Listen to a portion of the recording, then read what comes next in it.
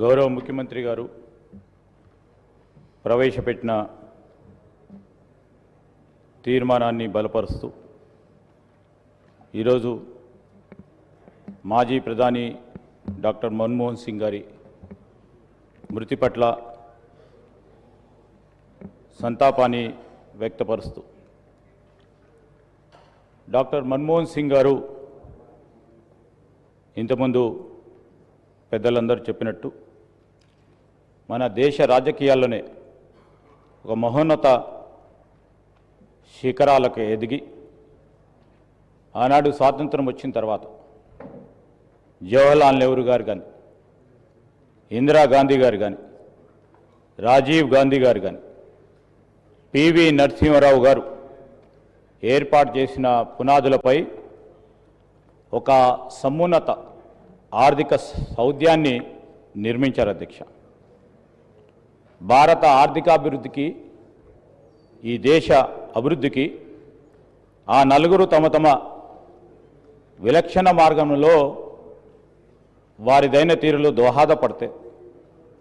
Doctor Manmohan Singh గారు ఆ పునాదులపై అనేక పాలసీ విధానాలు సరళీకృతమైన విధానాలను మరింత పటిష్టపడుతూ ఆనాడు మరి ఆ నలుగురి నేతల ప్రగతిశీల దృక్పథానికి పరాకాష్ఠగా నూతన శకనానికి అనుగుణంగా రూపుదిద్దుకునే కార్యాచరణ మొదలుపెట్టారు అధ్యక్ష. మనం ఆ రోజు జవహర్లాల్ నెహ్రూ గారి గురించి ఆలోచన చేసి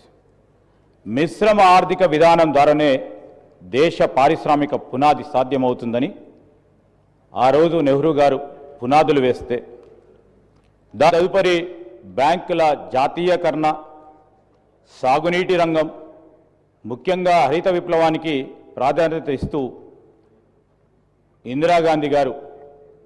ఆ పునాదిని ఇంకా కూడా బలంగా ముందుకు తీసుకెళ్లారు అధ్యక్ష.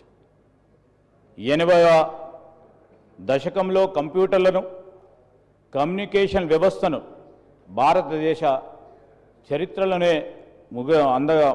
ముందంజలో ఉండాలని రాజీవ్ గాంధీ గారు చేసిన ఈ కార్యక్రమానికి మరి ముందుకు తీసుకెళ్తూ 91 సంవత్సరంలో ఆనాడు కాంగ్రెస్ పార్టీ నాయకత్వంలో పివి నరసింహారావు గారు ఆనాడు ఉన్న ఆర్థిక ఇబ్బందులకు సంబంధించి ఇంతకుముందు పెద్దలందరూ చెప్పినట్టు ఒక నూతన అధ్యాయాన్ని ప్రారంభించి 91 సంవత్సరంలో మరి ఇంతకుముందు మా సోదరులు కేటీఆర్ గారు చెప్పినట్టు మన తెలుగు బిడ్డ పివి నరసింహారావు గారి నాయకత్వంలో మరి మన్మోహన్ సింగ్ గారిని ఒక ఆర్థిక మంత్రిగా తీసుకురావటం, ఈరోజు మనం అనుభవిస్తూ ఉన్న ఫలితాలకు